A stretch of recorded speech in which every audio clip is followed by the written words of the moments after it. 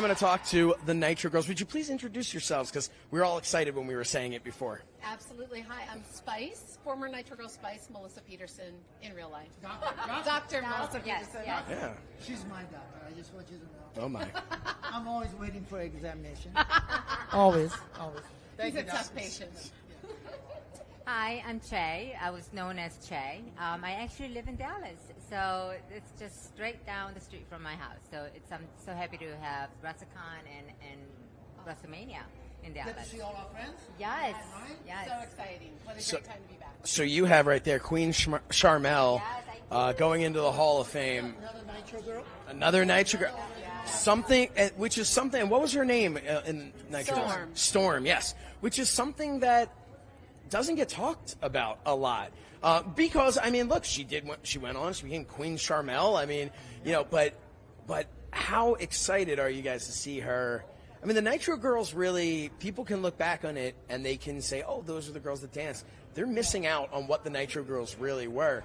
That kind of revolutionized the business. And someone who maybe didn't watch it might not understand what I'm saying, but it did. It changed what was otherwise kind of a pro wrestling kind of went in a formulaic way. The television shows, it was a very formulaic thing. And all of a sudden, here comes, you're watching Nitro, and the Nitro Girls come out, and it really was what you would see if you were watching a basketball game, right? It had that excitement level. And of course, I'm 38 years old, so I grew up in that time period, and I will say I very much enjoyed watching it.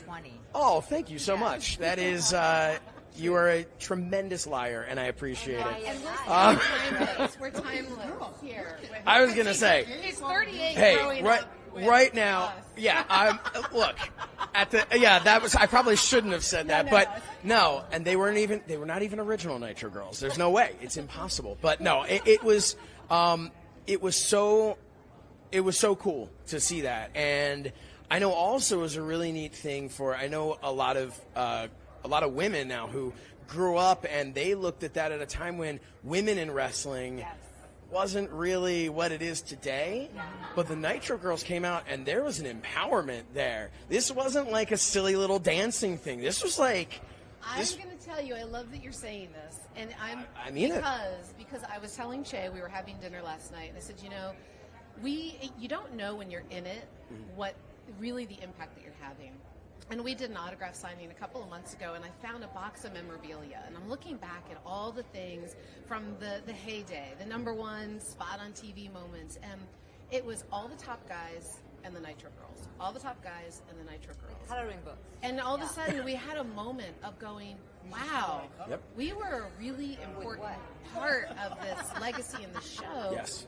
But what I've also said in every interview since it ended was that it was a really, whether it was just for marketing or it was really, intelligently designed, Kimberly was brilliant with bringing the idea forward to, at the time. And what it was really giving women a new role in wrestling. Yeah. And to your point, now I can look back and I think it's so empowering that kids were able to grow up, was able to become family friendly, and we're seeing women in a new way. And yes, we danced and we did on camera and we did all the press junkets, and we got to be really an integral part to go out and have a face and a conversation that was approachable, and it brought everybody together. It was amazing. So thank you for seeing that. And saying that. Thank you for doing that. It was, it's really neat. And as my oldest child is a girl, and looking at my daughter and as she loves to dance and everything, and it's nice to be able to have. I think it's honestly something that's kind of missing from some shows today. Because it is, like I referenced very much, and I think Eric Bischoff has referred to it as being very similar to like the NBA and, how they would have in between, when they're playing, the girls would come out there and, or the cheerleading type of thing. But it was a little more than cheerleading. It was, with the dance routines. But I look at that and I go like, that's the type of thing that my daughter, who has told me she does not want to be a wrestler because it looks like it hurts. I said, thank God, but she would love to be watching. That would be the segment that she would come into the room and sit and watch if that was on today. So in the beginning, at the time I was cheering for the Falcons. I mean, I heard about the audition. I didn't know anything really much about wrestling or Monday Night Nitro. until after I found out what big show it was and how popular it was.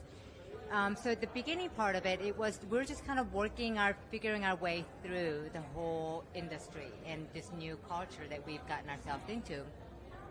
But at the time I was enjoying myself. It wasn't until one show, as I'm coming out of the ring, and I look up, and there was a little girl on her dad's shoulders, and she held up a sign that said, "Future Nitro Girl."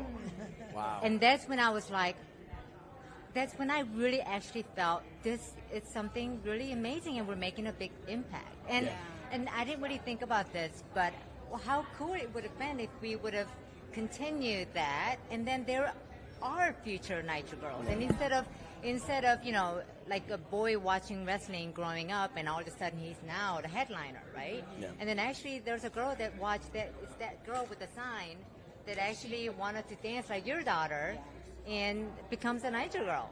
And listen, for all you know, that little girl that was holding that sign is a professional cheerleader right now, right? Yes. May have, or a professional dancer. Right. You don't know where that, and you are right. It would be nice if you were still able to have something like that in the pro wrestling space, but you don't know how many, people may have been positively affected by that. And that's a really cool legacy to have. But that's awesome. We respect it. We respect why, even though we may not fully understand why it ended and how it ended, whatnot, but we respect it because it was so out of the left field. Mm-hmm. Nobody could figure out, and I do know that I'm sure when we first came out and doing the chair dance in Orlando, people were probably thinking, at which point is who going to grab the chair and smash each other up, right?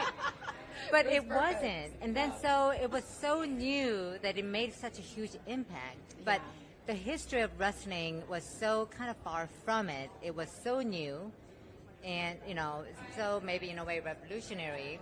That's a big word for it. But maybe that's why it didn't have the longevity that I wish we would have had. But we totally understand it. But you know what? There's a longevity outside of its shelf life, if you will. Because, the mere fact that you're here right now, Sonny didn't come over and say, "I've got the Nitro Girls," and go, "I don't remember what is that." That's right. We said, "Oh my God, you brought the Nitro Girls. Sit down, let's have a conversation." So there is that longevity of it. And now, of course, in other places, FITE TV really is the only streaming service out there. But theoretically speaking, there could be other places where you could go and watch old episodes of Nitro, and you can see the Nitro Girls, and that's a cool thing too, that people can go online and they can see that. And again, as I look over at Bloodsport, which you, not that I was going to say there's some women in the ring and then I remembered it's Bloodsport. I don't know that the Nitro Girls inspired them per se, but at the same time, I do think, going back to that empowerment, I do think that you would probably be surprised how many, if you went to a lot of the women that came afterwards that were fans during that time, that maybe looked and said okay, hey, maybe that's the way I could get into wrestling. Yeah. Or maybe it's what got them into wrestling because they're like, oh, that's cool, and then I'll stay for this match. And then you still had people like Medusa at the time was wrestling there, and, you still had some amazing talent there. But, yeah, it has stood the test of time, and it's an interesting thing. We had Neil Pruitt on earlier, and we were talking to him, and WCW, it's been 21 years since it went out of business, and so many people don't understand why it went out of business. And you look at it and you say, for something that didn't last, look at how long it has lasted. You're right. Right. I have... Say that? Neil Pruitt loves the Nitro Girls. Neil Pruitt loved the Nitro Girls. And we love our Don't you guys have your own pay-per-view? Neil had to suffer through all of those sessions of having to... He had to just suffer through filming that. It was tough for Neil. And we were hard to work with. You be the coordinator. I know. Behind the scenes, pulling things together. Look but how good they look now. Yeah. We need to have him with us always. I do want to say this. I want to actually, I always have to, you guys, I bring the wisdom. That's what they always say. I always bring the heart and the big, powerful message. But I do actually have something that I think speaks to why did WCW end. And I love how you're talking about, yet the legacy and the longevity has lived on. Mm-hmm.